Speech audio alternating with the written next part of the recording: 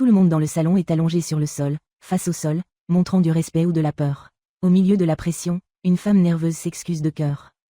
Peu de temps après, quelqu'un crie d'appeler une réunion familiale, tandis qu'un autre commente l'arrivée d'une figure. The Rainbow Eyes, Cross. Dans les airs, il y a une question profonde sur l'existence. Et puis 4 légendes sont présentées. Klaus, le héros de l'AVC de l'histoire. Sophia, la maîtrise de toutes sortes de magie. Médil, la prêtresse qui guérit toute blessure, et Mary, le voleur qui voit tout piège. Le groupe est composé de monstres de talent, chacun avec des compétences uniques qui sont à la hauteur du titre légendaire. Pendant ce temps, un enfant regarde de loin. Se sentir inutile et déplacé. Il pense qu'il n'a rien à offrir et ne perturbe que les autres. Même ainsi, il y a quelque chose qui insiste pour continuer. Avant, il se sentait important, mais maintenant il est entouré de ses compagnons qui essaient de lui faire plaisir de toute façon. Il se trouve même sur l'un d'eux. Les autres offrent un massage, une boisson spéciale et même une affection plus physique. Tous confus et gênés, il les fait s'arrêter, sans comprendre pourquoi il attire autant d'attention. Ensuite, cela attire l'attention de la foule parce qu'il se détend trop et se souvient que Claude est toujours en mission, de nulle part. L'un des compagnons est excité, disant qu'il sera responsable de la guérison de l'enfant entier. En fin de compte, même s'il a battu les 50 monstres, les croix perdent toujours contre d'autres, qui ont tué plus de 150, ce qui rend clairement la différence de force. Il se demande pourquoi les autres se soucient tellement de lui. Car il pense qu'il n'a pas de qualité spéciale. Même s'il est appelé un bon gars. Il pense que c'est ce qu'ils disent à ceux qui n'ont pas de talent. Pourtant, il décide de travailler plus dur et ramasse des ingrédients pour le dîner avant le crépuscule. Voulant contribuer d'une manière ou d'une autre, Cross décide d'aller seul, dire aux autres de se reposer. Mar offre de l'aide, mais il refuse avec le sourire. Le groupe regarde surpris, et l'un d'eux commente, choqué. Car Cross semblait différent à ce moment-là. Pendant qu'il est absent, la foule commence à parler de lui, tout excité. Tout le monde semble enchanté, racontant des moments qu'il vivait avec lui.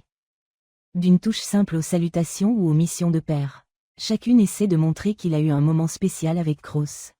Comme s'il était le favori de tout le monde, l'admiration ne fait que croître, alors que le reste du groupe se rétablit des conneries contre les monstres du roi démon. Cross regarde les autres s'entraîner et motiver. Même fatigué, il décide de vous tirer encore plus ce jour-là. Avec un sourire déterminé, se prépare à donner le plus. Cross prend du temps pour revenir et le groupe commence à paniquer. Inquiétude, il considère que jusqu'à ce qu'il soit kidnappé et pense à mettre le feu à la forêt pour le trouver. Quand apparaît enfin. Disant que cela a seulement retardé un peu, tout le monde court pour le serrer dans ses bras, soulagé et montrer à quel point il se soucie. Cross returns portant une quantité absurde de nourriture qu'il a lui-même collectée. Préparant un banquet de respect. Tout le monde est béant et ravi du geste. Il s'excuse pour s'être inquiété, mais ils disent que seule sa gentillesse valait la peine. La joie prend le relais tout en se préparant à manger ensemble. Le groupe dévore le rango préparé par la croix et se rend au goût. Les gens louent sans arrêt, disant que sa nourriture dépasse même celle de la royauté. Un discours qui ne peut plus manger quoi que ce soit qui n'est fait par lui. Tandis qu'un autre craint déjà la fin du voyage. Ne sachant pas comment il vivra sans ses recettes. Croix sourit avec l'affection et promet de continuer à cuisiner même après la fin du voyage. L'un d'eux exagère qu'il mangerait des champignons même toxiques s'il se préparait. Au milieu, il roule même des conneries drôles lorsque quelqu'un prend la nourriture que l'autre avait choisie. La nuit, il arrive et tout le monde se prépare à se reposer. À l'aube, tandis que les croix dorment un peu. Les filles rêvent ou murmurent des choses à son sujet, montrant combien attachées. Un discours de ses efforts. Un autre mentionne la réunion. Et certains ont même lâché les discours plus audacieux dans le sommeil. Un membre demande sinon exagérer la boisson. Mais tout se passe dans une ambiance légère et détendue en baise. Même reconnu par les croix estiment que seule la cuisine ne suffit pas.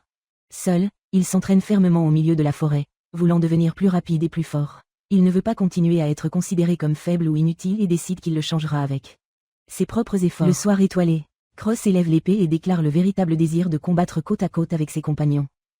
Avec un regard plein de détermination, se promet qu'il n'abandonnera jamais. Pendant qu'il s'entraîne seul dans la forêt, le reste du groupe a commenté son dévouement. Ils savent qu'il continuera jusqu'à l'aube, même tous blessés. L'une des filles avoue qu'il voulait juste l'entendre admettre qu'il est difficile, montrant comment elle se soucie de son effort silencieux. Le groupe reconnaît qu'il ne se plaindrait jamais, même dans les pires moments. L'un d'eux dit que si ce n'était pas pour lui, ils auraient abandonné il y a longtemps. Par conséquent, tout le monde accepte de protéger la croix à tout prix, même si cela coûte sa propre vie. Le voyage reste ferme, sans de nouveaux dangers. Ensemble, ils protègent les villages des attaques et détruisent les forteresseurs de l'armée du roi démon. À chaque victoire, l'espoir de l'humanité augmente et la chance de gagner la guerre est plus proche. Avec les 4 rois célestes vaincus, le groupe part pour le but ultime. L'un des compagnons célèbre et dit « Maintenant, un seul ennemi manque. » Les croix, déterminés, répondent avec confiance. Seul le roi démon, l'espoir de libérer les gens des souffrances causées par des monstres est plus vivant que jamais. Les héros arrivent dans une énorme ville et sont accueillis par une fête par le peuple. Des cris d'admiration et même des propositions de mariage apparaissent dans la foule. Montrant comment idolâtrer. Le groupe est emmené au roi, qui les accueille et félicite Claude pour être venu si loin. Les amours et la reconnaissance ne font que grandir. Ils remercient la réception et le roi leur dit d'être à l'aise. Claude prévient que dès qu'ils seront prêts, ils partiront pour vaincre le roi démon. Le roi, voyant la fatigue de l'équipe, offre tout le soutien et promet de donner tout ce dont ils ont besoin jusqu'au match. Même après tout, Cross est toujours la cible des regards et des commentaires cruels de certains. Les coussins l'appellent inutile, disant que c'est un poids mort dans le groupe et qu'il ne devrait pas être là. Il essaie d'être bon, mais ressent le poids de ses mots au fond, avec un regard triste. Il se rend compte que, même dans ce nouveau pays, les préjugés contre lui restent les mêmes. Après avoir écouté les commentaires dégoûtants sur Cross, l'ensemble du groupe modifie sa posture, étant visiblement agacé et prêt à réagir. Les croix essaient de calmer la situation, demandant la paix et évitant la confusion. Ils supplient même de tenir la colère jusqu'à leur arrivée à l'auberge, montrant que, même blessés, inquiète toujours plus pour les autres qu'elle-même. Tandis que le groupe encourage pour relever le prochain défi, traitant la mission comme si elle était bonne. Les croix s'en vont un peu et sont réfléchis. Même forçant un sourire, il admet à lui-même que certaines critiques du roi n'étaient pas totalement fausses. Il sait que s'il laisse tous les mauvais commentaires affecter, il ne pourra jamais passer à autre chose. Claude, avec un sourire sincère, dit qu'il ne peut être un héros que parce que Croix est avec eux. Tout le monde est d'accord, disant que c'est grâce à lui qu'ils peuvent être une vraie équipe. Cross entend cela ravi et, pour la première fois, semble accepter qu'il a une réelle valeur entre eux. Le regard calme montre que ces mots frappent profondément. Il se souvient de tout ce qu'il a vécu et se rend compte qu'il peut toujours contribuer au groupe. Le voyage dure déjà près d'1 an, plein de difficultés et de croissance. Avec le but de plus en plus proche, tout le monde pense que la fin arrive. Pourtant, ce climat de gratitude et de nostalgie roule, comme si tout s'était passé en un clin d'œil. Le groupe arrive enfin au château du roi démon. Les notes croisées ont impressionné, ressentant le poids du moment. Ils commencent à réfléchir à ce qui se passera après la bataille finale. Qui reviendra? Que fera chacun? Ils se demandent même si Claude deviendra roi quand tout se terminera. Même face au plus grand défi, ils commencent déjà à parler de l'avenir. Chacun partage ses plans. Certains veulent étudier la magie, d'autres reviennent aux origines, d'autres se marient même. Tout le monde a des rêves simples, loin des batailles. Quand il demande ce qu'il veut faire, Croix admet qu'il a plusieurs idées, comme voyager sans hâte ou ouvrir une cafétéria, mais n'a pas encore décidé, montrant qu'il découvre sa propre voie. Claude suggère qu'après tout, lui et Croix vont boire jusqu'à l'aube. Les Croix sont enthousiasmés par l'idée, mais avant d'accepter, le reste de la foule apparaît en disant qu'il veut aussi y aller, sans se plaindre. Croix suggère que tout le monde célèbre toute la nuit, terminant le moment avec joie et unité. Excité avec l'avenir, le groupe se rend au dernier tronçon, envahissant le château prêt à affronter le dernier ennemi. En entrant dans le hall principal, ils sont confrontés à la présence imposante du roi démon. Ce qui regarde calmement et dit qu'ils sont finalement arrivés. La bataille finale commencera. C'est une figure squelettique et menaçante qui les reçoit avec mépris. Il reconnaît les pertes qu'il a subies au héros et menace de tuer tout le monde bientôt. Avec un regard ferme, Claude se prépare, et sans hésitation, tout le monde avance ensemble. Claude attaque rapidement, mais est surpris par un coup direct du roi démon. Même ainsi, cela devient ferme. Sophia entre en action, lançant un sort puissant qui détruit une partie de la salle, montrant que le combat est loin d'être terminé. Avec une expression grave et déterminée, il soutient la pression. Mary profite de la violation, avance rapidement et frappe un coup droit sur le visage du démon. La force le jette en arrière, brisant une partie du sol. Et même le méchant est surpris. Le groupe rassemble toute la force. Au milieu du combat, Médil donne à Sophia d'agir. Le Demon King distrait ne réalise cependant pas que Claude s'approche. Au moment parfait, il frappe un coup très fort, appréciant l'ouverture créée par l'équipe. L'impact jette violemment l'ennemi contre le mur. Cross regarde tout avec des yeux larges, impressionné par la force de l'attaque. Le combat arrive à l'apex, montrant le résultat de tout ce qu'ils ont vécu. Avec le roi démon déchu, Claude regarde l'ennemi vaincu et reconnaît le vrai pouvoir d'un héros. Peu de temps après, il célèbre joyeusement, disant aux croix que c'était fini. Le groupe se joint, excité, célébrant la victoire. L'un d'eux, excité, demande même à Cross le maximum. La guerre se termine par un climat léger et en relief. Mais, juste après la victoire, Cross perçoit un symbole magique apparaissant dans le château et tout commence à avoir un sens. Pendant que les autres se détendent sans rien remarquer, il se tient immobile, fixant les lieux des yeux grands ouverts. À l'intérieur, il vient une certitude. À ce moment, il a tout compris. Dans un acte inattendu et douloureux, Croix se jette devant Claude et est traversé par une attaque mortelle. L'impact est brutal, mais il n'hésite pas. Avec un look calme et ferme, il pense que tout ce qu'il a vécu y a pris et c'était exactement là qu'il devait être. Le Demon King s'effondre, laissant une dernière malédiction dans le cycle de la haine, tandis que Claude tombe dans le désespoir en voyant un Créché gravement blessé. Médil court pour essayer de guérir, mais quand il le touche, il se rend compte de quelque chose d'étrange. Son expression de choc offre que la situation est pire qu'elle ne semblait. Crow est dans les bras de Claude, très blessé. La malédiction du King Demon empêche toute guérison. Médil confirme que même sa magie fonctionne et le désespoir prend le relais. Avec une voix faible, les Avantages demandent pourquoi Claude risquerait autant de protéger quelqu'un comme lui. Sans comprendre sa propre valeur jusqu'à la fin, Claude le supplie de survivre. Désespéré avec l'idée d'un monde sans Croix. Mais les Croix, déjà faibles, dit qu'il ne peut même pas boire la potion. Avec un sourire calme, regardez les larmes de tout le monde et pensez que, si ce n'est en train de pleurer pour lui. J'ai donc eu beaucoup de chance d'avoir trouvé ce groupe. Avec un dernier sourire, elle regrette plus de ses compagnons. Sa force se termine et il meurt là-bas, entouré des amis qu'il appréciait tant. Le silence prend le contrôle du couloir. En fin de compte, le message est clair. Crosby est décédé, dans un endroit inconnu, sa conscience se révèle au son des voix appelant sage. En ouvrant les yeux, il voit une multitude de créatures agenouillées, s'excusant désespérément. Le nom qui fait écho, Sage Crosby's. Cela montre que quelque chose a totalement changé et que l'histoire n'est pas encore terminée. Cross se réveille dans un nouveau corps confus et surpris. Découvre cela à cause de la malédiction de l'ancien roi démon. Finalement réincarné comme un monstre. Maintenant, vous devrez vivre dans le monde des démons comme l'un d'eux. Sans comprendre pleinement la situation, il commence à faire face à sa nouvelle réalité. Entouré de plusieurs monstres à genoux, il se rend compte qu'il renaissait vraiment dans le monde démoniaque. Choqué, il fait face à cette nouvelle vie sans savoir ce qui nous attend. La situation est si absurde que les Croix peuvent à peine tout poursuivre. Face à cette scène surréaliste de monstres à genoux, il essaie de suivre. Bien, il se rend compte qu'il est sans aucune information et que l'arrêt est beaucoup plus dangereux qu'il n'y paraît. Même ainsi, ce que les marteaux le plus dans sa tête est de savoir si Claude et le reste de la foule sont bien. Après tout ce qui s'est passé, tout en essayant de comprendre où il se trouve, les Croix sont surpris par l'arrivée d'une fille à l'amorçage humain. Éduquée, elle se présente comme Ururfil, ou simplement Aura, et révèle qu'elle est l'actuelle Demon King. La révélation laisse Croix bolado, ne sachant pas quoi penser de cette nouvelle réalité. Aura essaie de le calmer, disant qu'elle ne veut pas le blesser. Elle l'appelle Rainbow Sage et reconnaît son ancienne identité dans le groupe Heroes. Il est tout déroutant, ne comprenant pas qui il parle et ni être cette personne, pensant que le titre est trop de voyage. Même ainsi, vous pouvez voir que sa renommée dans le monde des démons est beaucoup plus grande qu'il ne l'imaginait. Cross entend Aura parler de sa renommée en tant que médiateur de groupe et en tant que héros qui a vaincu le roi démon sans pouvoir spécial. Il se perd encore plus.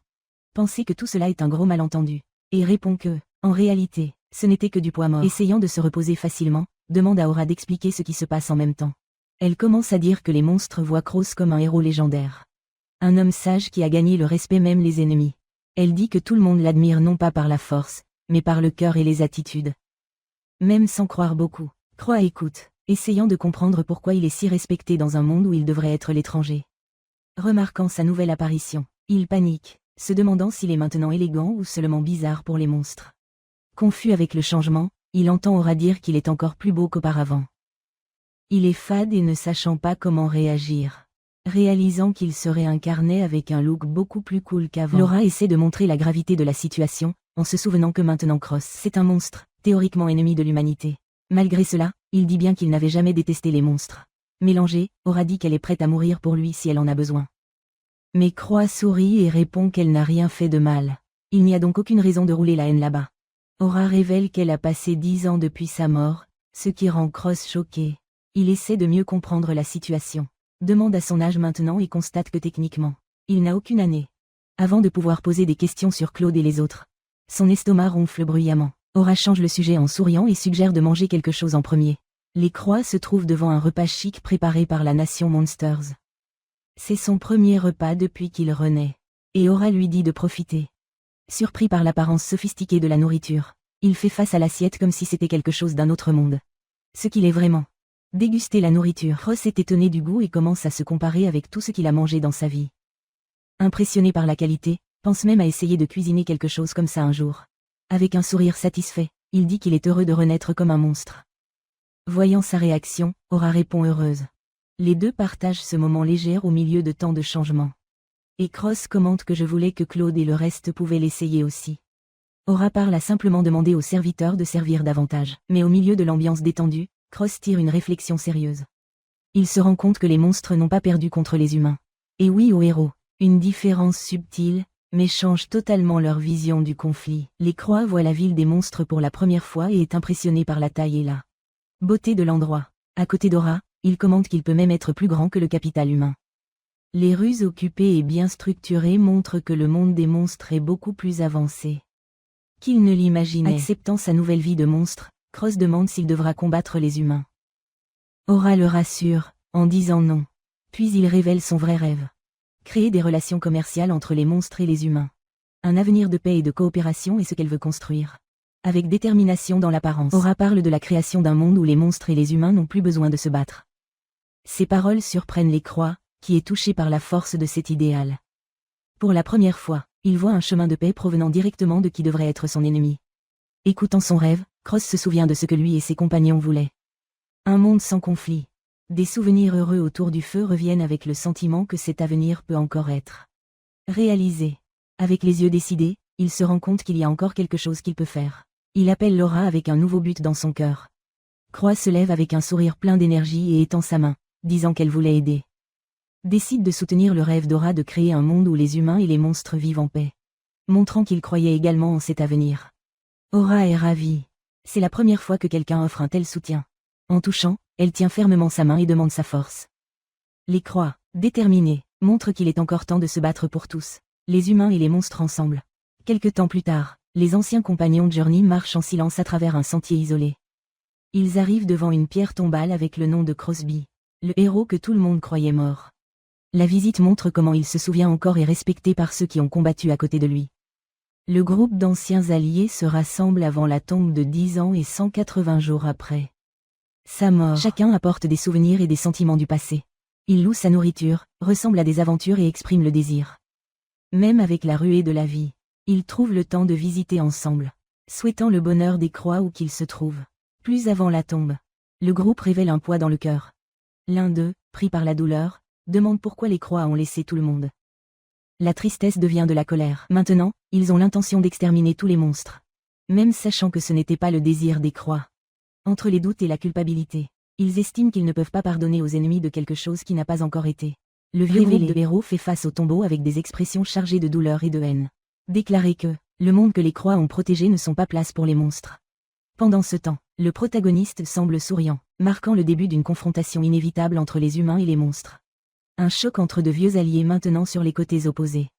Il décide que pour atteindre la paix, il doit d'abord comprendre les démons. Il reconnaît qu'il en sait peu et commence à chercher ses connaissances. Par conséquent, il est surpris par plusieurs démons qu'il appelle excités, commençant sa coexistence avec ce nouveau monde. Appelé sans arrêt par les enfants, le protagoniste est dépassé et confus. Il crie en disant qu'il ne comprend rien avec autant de cris. Assis seul dans la pièce, commence à douter de lui-même. Il ne comprend pas ce que c'est que d'être un homme sage. Il pense qu'il n'est pas capable et ne sait pas. Vous savez quelle est la race elle-même. L'insécurité prend le relais tout en réfléchissant au poids des attentes qui y sont placées. Le protagoniste découvre qu'il appartient à la race Necronia, un mélange de démons avec des morts vivants. Choqué, il demande s'il est mort. Et la réponse est simple. Oui, mais il a été relancé par la magie. Ils expliquent qu'il existe plusieurs types de morts. Et c'est le type qui revient à la vie par le pouvoir magique. Cross est surpris d'apprendre que même s'il est une race rare comme Necon, il n'est pas immortel. Maintenant, cela explique que, étant un hybride, il ne peut pas forcer beaucoup le corps. La race Necronia possède des compétences régénératives. Mais presque aucun record n'apparaît que dans les légendes. Même ainsi, Cross pense à tester cela par lui-même, tant qu'elle vise à ne pas abuser. Il découvre également que la Nécronie est d'une grande importance historique, connue pour diriger les démons et apporter la paix au monde. Et cela laisse une pression géante sur lui, le faisant penser qu'il a besoin de s'efforcer davantage. Encore plus se rappelant que ce corps n'était même pas à l'origine son corps. Bien qu'il se soucie des attentes. Aurora essaie de rassurer que ce sont toutes des légendes et qu'il n'a pas à se charger autant. Soudain, vient un chevalier nommé Lieu, qui se produit avec un visage sérieux et en voix déjà réelle. Les humains sont négligeables et ne devraient pas être là. Le temps pèse sur place. Maintenant, il essaie de défendre les croix, disant qu'il a été victime de l'ancien roi démon et mérite le respect. Mais Lebel explose de colère. Il accuse les humains de trahison et dit qu'aucune croix n'est fiable. Elle indique toujours clairement qu'elle voulait être à côté d'Aura. Liabel reste hostile. Il faut croire pour l'appeler un roi démon et le menace même de l'épée. Aura essaie de calmer la situation et prend la confusion pour montrer aux gens que la croix est fiable. Lebel défie alors Cross en duel, disant qu'il doit prouver sa valeur comme un vrai sage. Avec un regard pointu, elle l'appelle imposteur et exige qu'il se bat pour gagner du respect. Les croix sont choqués. Aura est également étrange la proposition absurde, mais même avec ses avertissements, il accepte.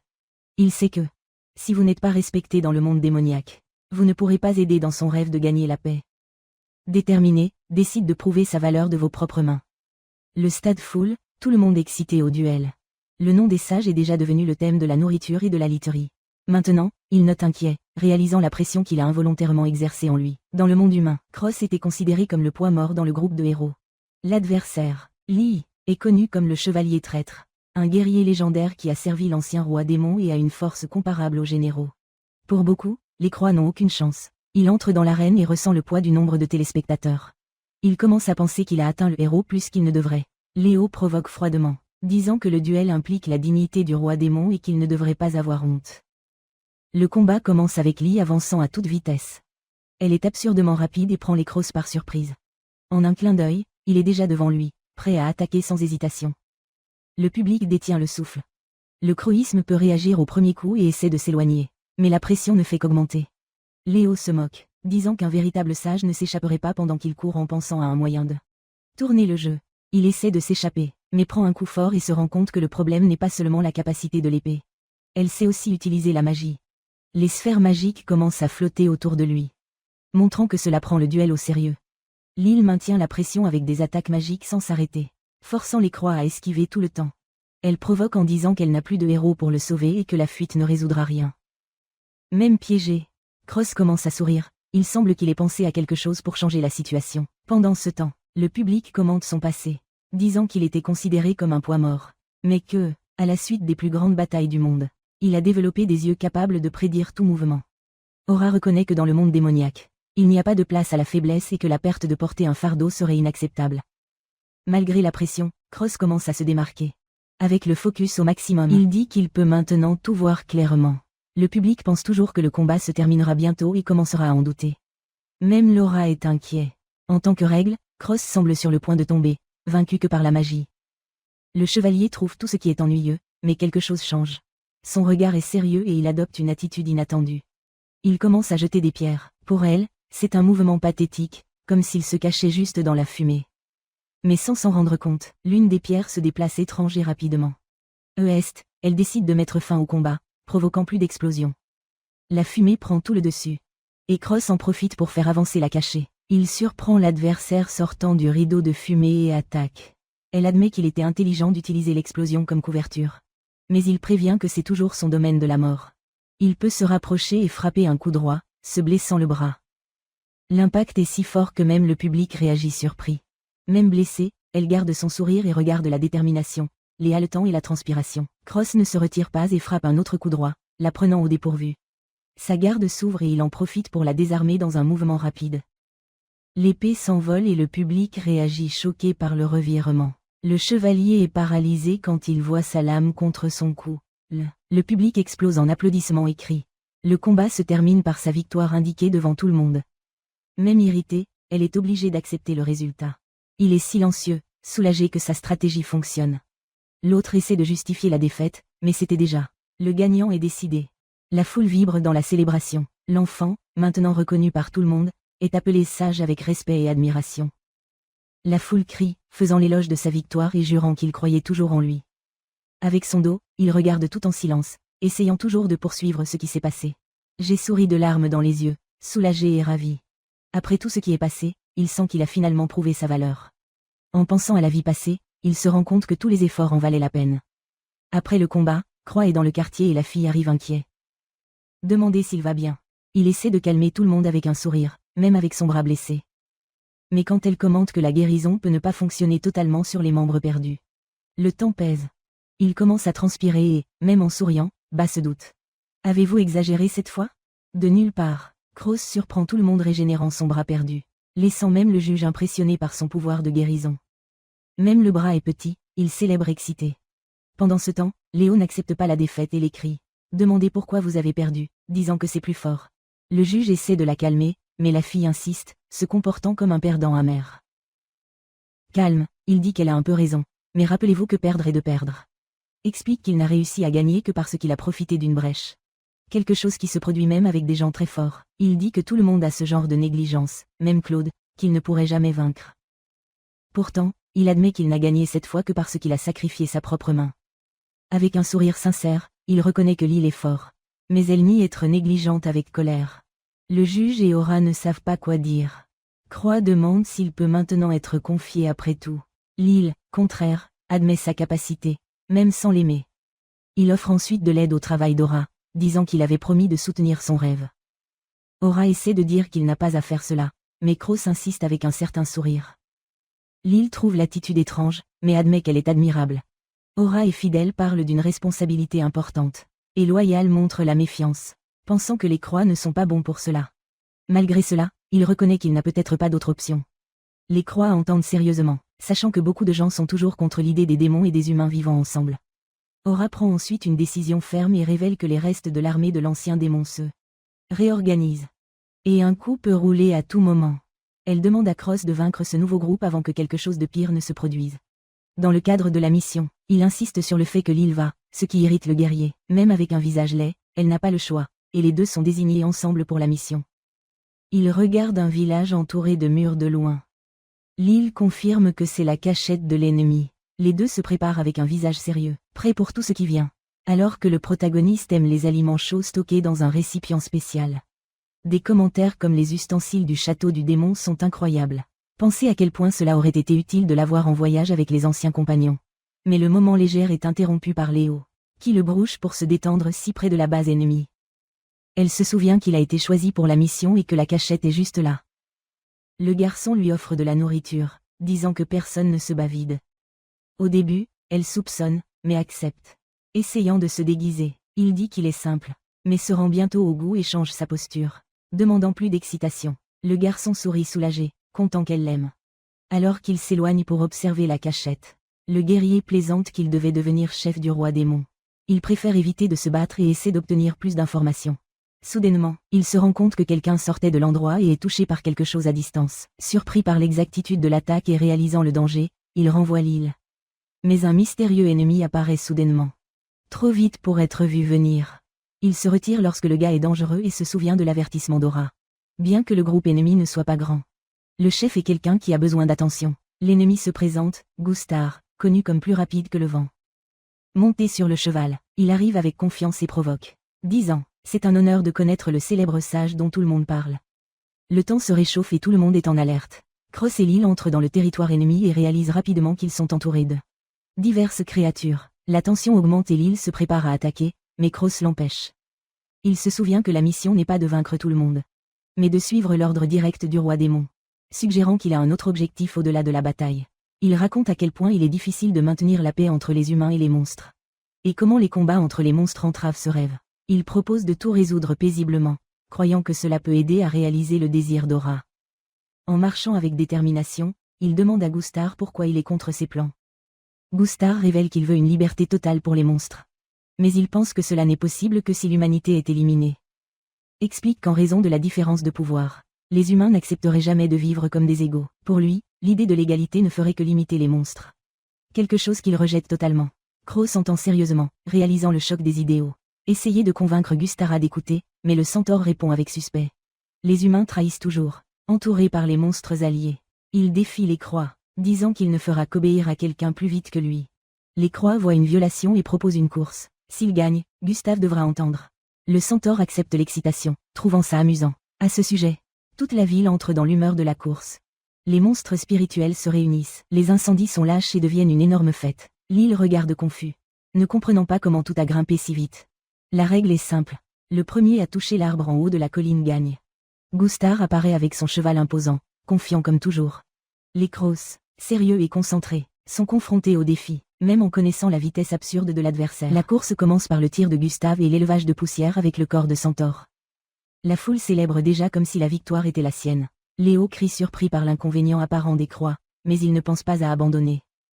Avec un look ciblé et libérant une énergie intense, il commence à accélérer. Au milieu de la course, Cross surprend le général s'approchant en pleine force et frappant l'arrière de Gustave, faisant trébucher et voler un centaure. Le public est choqué et Lille ne perd pas de temps. L'accusant de tricherie, Gustara a jeté et le climat de la compétition devient le chaos. Même blessé et fatigué, les croix n'abandonnent pas. Il attrape la queue du centaure au milieu de la course, ignorant les manifestations et le risque d'aggraver les blessures. Gustave est ennuyé, mais les croix ne sont pas libérées, disant qu'il n'a enfreint aucune règle.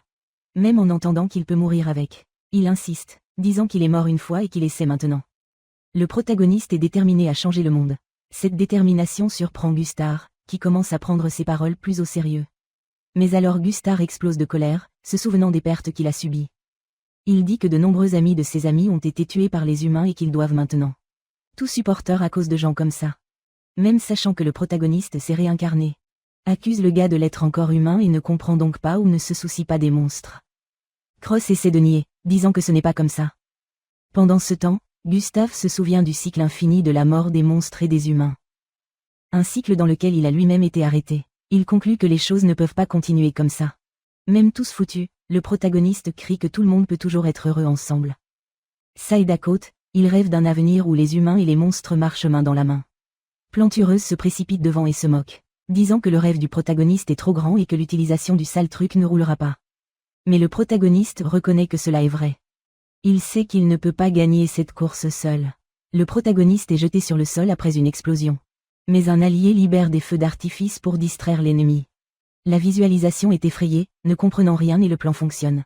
L'ennemi perd le contrôle un instant, même tombé. Le protagoniste garde dans sa tête qu'il ne peut pas gagner seul. Partout, il fait un dernier saut et penche l'arbre au sommet de la colline, terminant la course. Allongé sur le sol, il sourit et lui demande s'il a gagné, et même dans cet état, fait une demande simple. Que Gustave soit son ami. Gustave est silencieux, surpris par tout ce qui s'est passé. Le protagoniste, même tous brisés, dit qu'il aura l'air bien à cause de la régénération. Le Gustave, sans le savoir, commence à rire et l'appelle idiot pour avoir sauté d'un feu de feu. Mais au fond, il reconnaît qu'il était unique et finit par profiter de l'idée de voir le monde avec quelqu'un. Comme ça. Après tout, le centaure s'approche avec un look déterminé et dit qu'il suivra le protagoniste et entrera dans son équipe. Avec un sourire, il devient drôle d'appeler les enfants R et Tark, mais se présente bientôt simplement. Votre nom est Cross. Une nouvelle amitié est née là-bas, sous l'arbre au sommet de la colline. Pendant ce temps, après avoir présenté le rapport financier, un homme quitte la chambre royale avec un sourire officiel seul sur le trône. Le roi est silencieux, pensant. Des titres comme King of Kings, Sauveur de l'humanité et Gardien de l'humanité passent dans son esprit, mais n'apportent pas de fierté, juste un poids silencieux. Il regarde le vide de la salle avec un regard perdu, se demandant ce qu'il fait là-bas, comme si rien d'autre n'avait de sens. Le roi commence à remettre en question ses propres actions, jusqu'à ce que cela conclue que l'humanité mérite également d'être détruite. À ce moment, une fille se met en colère contre ses paroles. Confronter directement et s'arrêter pour réfléchir, tenant un couteau en silence. Son nom est Mary. Elle pose des questions sur sa fatigue et se souvient que Croix a toujours enduré tout depuis longtemps, que le monde qu'il a protégé avec tant d'efforts ne peut pas être simplement détruit. Plus calme, le roi admet qu'il est fatigué, montrant un côté plus humain et vulnérable. Mary essaie de taquiner, assise sur ses genoux et disant qu'il pouvait réconforter le roi avec son corps. Mais il refuse froidement, disant qu'elle ne le ressent pas vraiment et n'accepterait qu'à être touchée par la croix. Elle change le sujet et va directement au point. Claude est furieux d'apprendre que Mary a rendu visite aux parents de Cross. Comme il l'avait promis de ne pas s'approcher pour éviter un problème. Mais elle dit que ses parents ont parlé avec l'amour, en disant « Qui a vu Claude comme un vrai ami ?» Ils se souviennent que Croix a toujours écrit sur Claude avec beaucoup d'affection. Non pas en tant que héros, mais en tant que personne ordinaire. Il s'est amusé, de rire et à partager des moments idiots. Claude sourit ravi, mais Mary donne bientôt une autre nouvelle. Médil et Sophia étaient déjà partis vers le territoire du monstre et ils étaient les derniers à partir. Claude refuse l'idée d'aller avec Mary, disant que sans Croix, il n'y a aucune raison de continuer ensemble. Déterminé, il se lève et décide d'affronter les monstres. Dans une autre scène, le protagoniste et Cross élèvent les lunettes et commencent à célébrer avec les habitants de la ville. La table est pleine de nourriture et de boissons. Tout le monde s'amuse mais un chevalier indigné. Le protagoniste essaie de se calmer.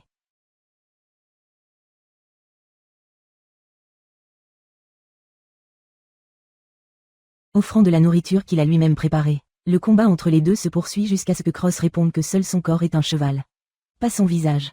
Il commente qu'il a appris à cuisiner avec les monstres parce qu'il aimait leur cuisine. Pendant que tout le monde mange, certains soldats semblent se plaindre et disant qu'ils n'acceptent pas le résultat du tournoi, accusant des Cross de tricherie et d'utilisation des avantages des hommes. Au milieu de la confusion, il commence une compétition de résistance appelée Gustar Rodeo, où la croix est jetée dans le corps du centaure.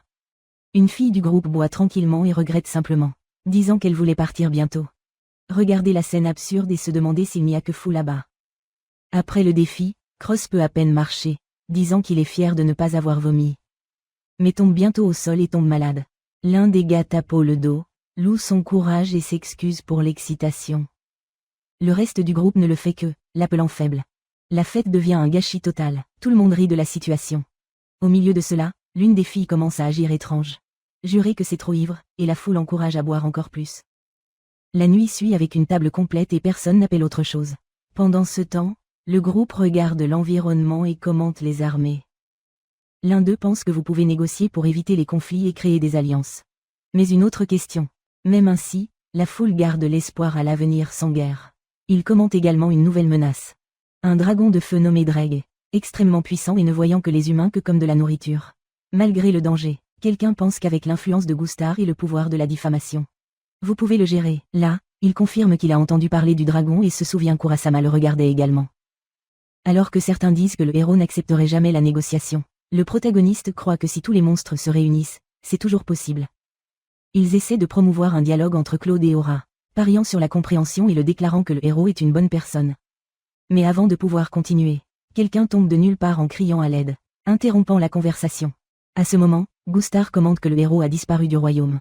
Laissez tout le monde en alerte. Soudain, l'un des subordonnés de Greg apparaît tout cassé, coulant désespéré et demandant de l'aide à Gustave.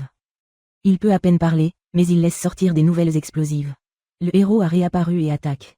Au milieu du scénario détruit, le héros vient de derrière, en silence, sur le corps vaincu d'un dragon.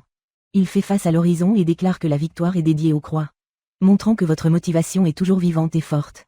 Pendant une pause forestière, deux voyageurs se plaignent de la nourriture répétitive de chaque jour. On dit qu'il veut manger quelque chose de plus spécial dans la prochaine ville.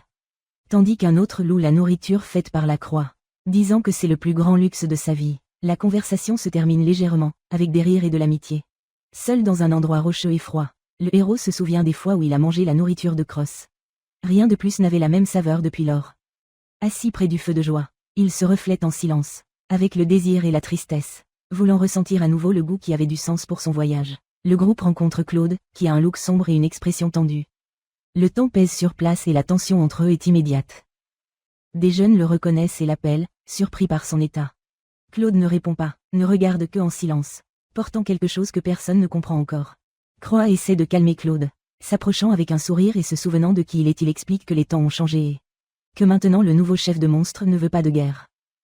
Même avec un attrait sincère, Claude continue avec un regard vide et dérangé, comme si elle n'avait rien d'absorbant. La tension entre le passé et le cadeau n'augmente que. Claude attaque Cross par surprise, frappant un coup direct qui le fait gravement blesser. Tout le monde réagit sous le choc.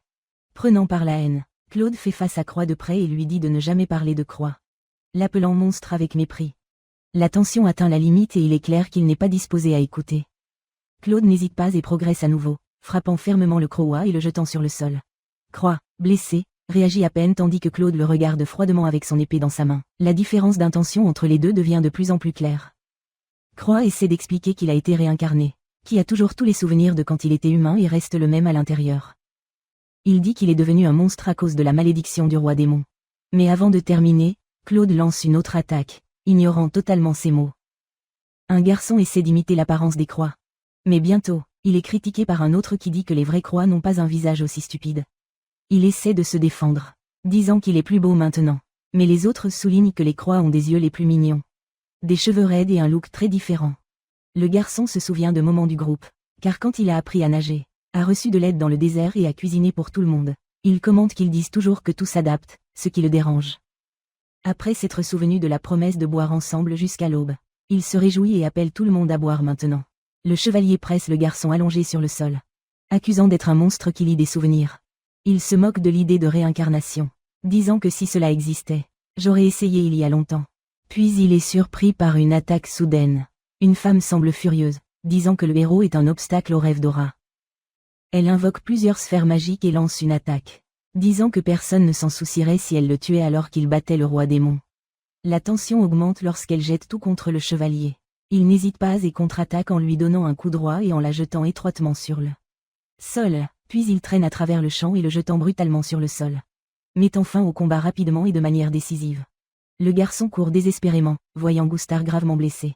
L'ennemi attaque sans pitié, jetant Gustar. Alors, une figure mystérieuse apparaît à cheval, prend le chevalier tombé et le prend rapidement. Au milieu du champ silencieux, le garçon est blessé à son compagnon tombé. Il s'approche, avec des larmes aux yeux, et appelle Claude, visiblement secoué et faible. La scène est lourde et pleine de douleur. Claude s'approche et a presque tombé l'épée dans le garçon inconscient. Mais dans le dernier moment, confus et colère, demande pourquoi il est si en colère. Voir le visage du garçon, reconnaît la croix. Mais il est choqué et prend un coup droit au visage. Claude reca, avec un coffre serré, admettant qu'il a perdu son désir de tuer, dit qu'il ne veut plus voir le garçon et avertit que sa mission est maintenant d'éliminer tous les monstres du monde. À coup sûr, même secoué, il reste déterminé. Il tourne le dos et part. Les deux se font face en silence, avec des expressions marquées par la douleur et la fierté. Le garçon tient les larmes alors que Claude garde un regard froid et déterminé. Après son chemin sans regarder en arrière. Alors qu'il repose dans une source thermique, le dragon remercie les sages d'avoir sauvé sa vie. Le garçon, toujours secoué, regrette que Claude ne l'a pas reconnu. Un allié essaie de le remonter le moral, disant « Être Kororo est moche ». Un autre commente la résistance absurde du dragon. Parlant à la source, le groupe explique comment la traînée est maintenant de leur côté. Le dragon promet de retourner le héros s'ils se réunissent. Le garçon parle du désir de créer un monde sans monde chez les humains. Mais Dreg rejette l'idée, se souvenant que ses compagnons ont été tués.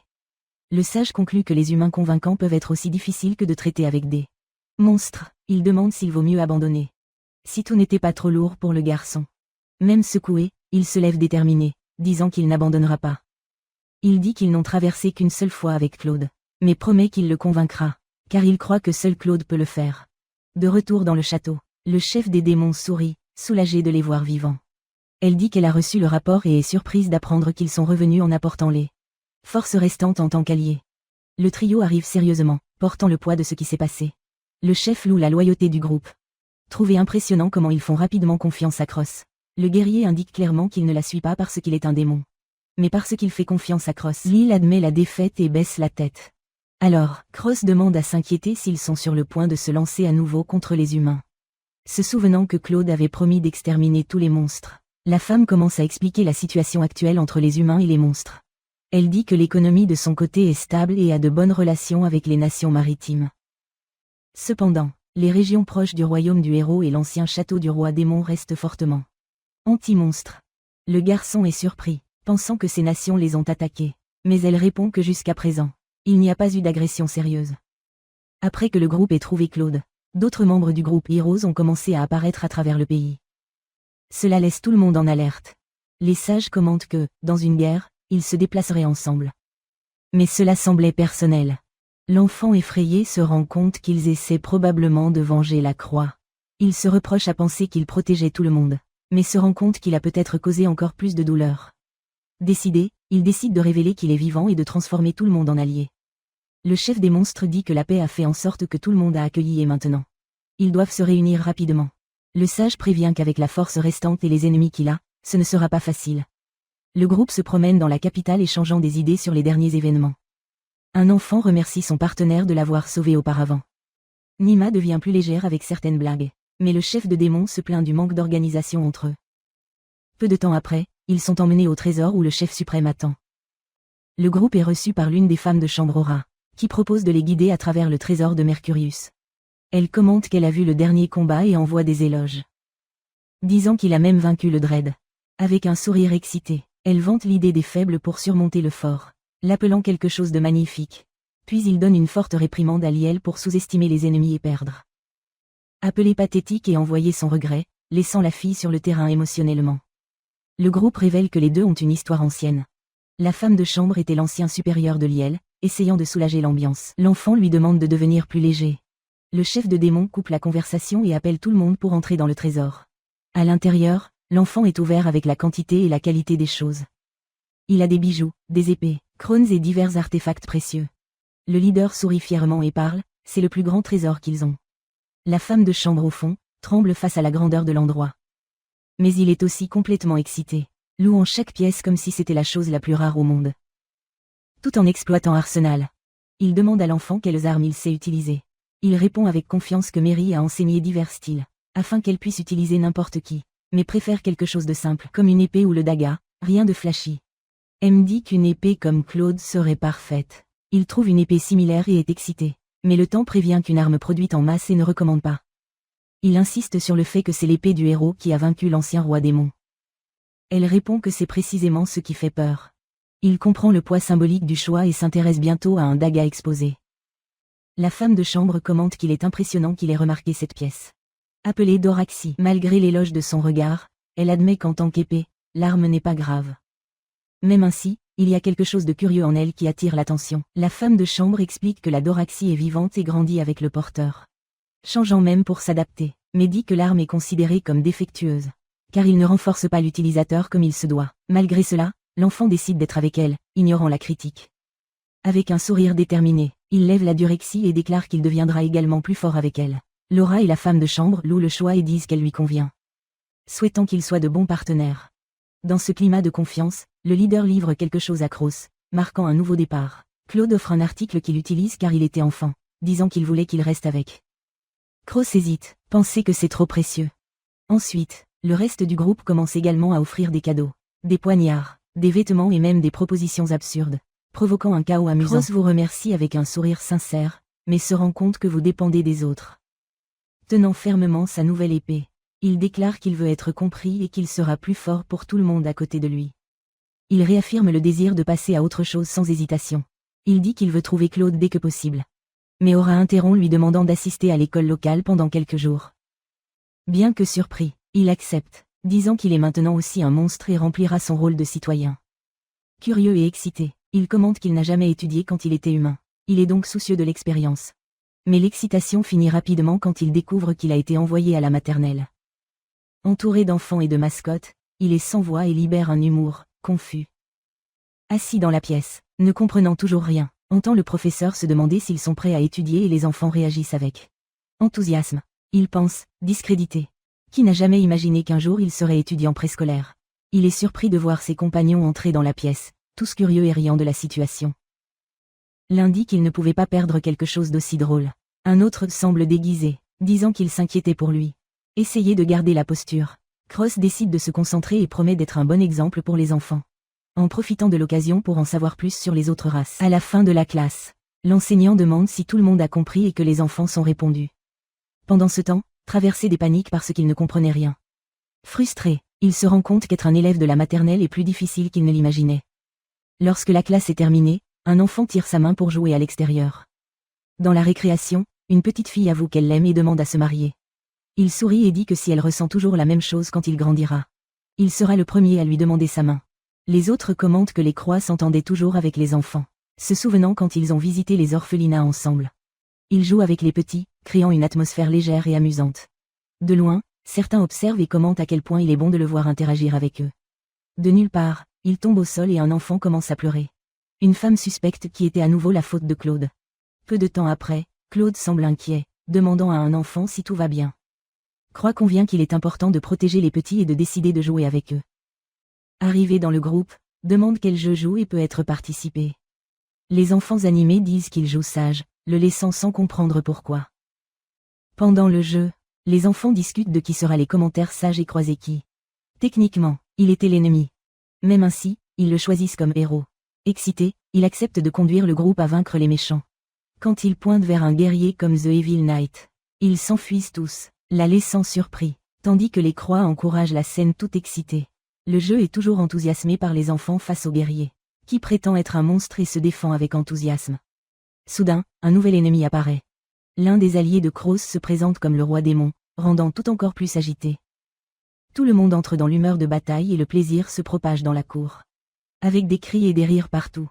Au milieu du jeu, un Amunum dit que le roi démon doit être fort et que Laura n'est pas pour ses fonctions. Laissant le temps, le guerrier est ennuyé et appelle l'enfant gamin alors que les autres essaient de se calmer. La fille qui était défendue répond dans la boîte, disant qu'elle avait entendu cela de son propre père. Et tout le monde est silencieux. Dans le chat, un étudiant s'exalte en disant « Les humains attaquent et les monstres ont dû réagir de la même manière à l'époque de l'ancien roi. Démon. Les enfants ont peur, tremblant d'humeur tendue. » Cross écoute, choqué.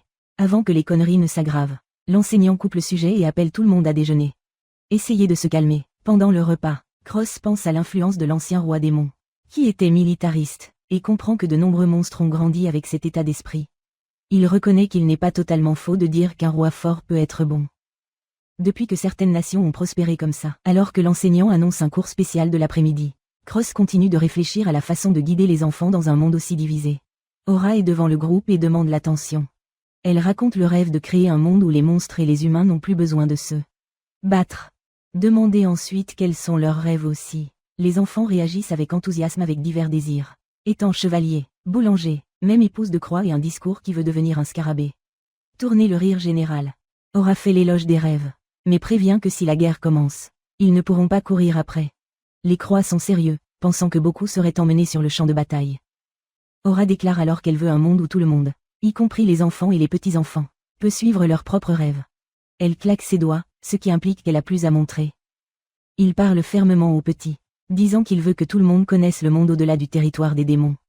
Parce que plus leur monde est grand, plus les rêves sont grands. Un adulte est d'accord, mais dit que c'est un rêve difficile à réaliser. Un élève rebelle se lève et crie « Cela est impossible », se rappelant que même l'ancien démon du roi a réalisé. Aura répond confiant, disant qu'il a des alliés, le sage à côté d'elle et tous les enfants présents.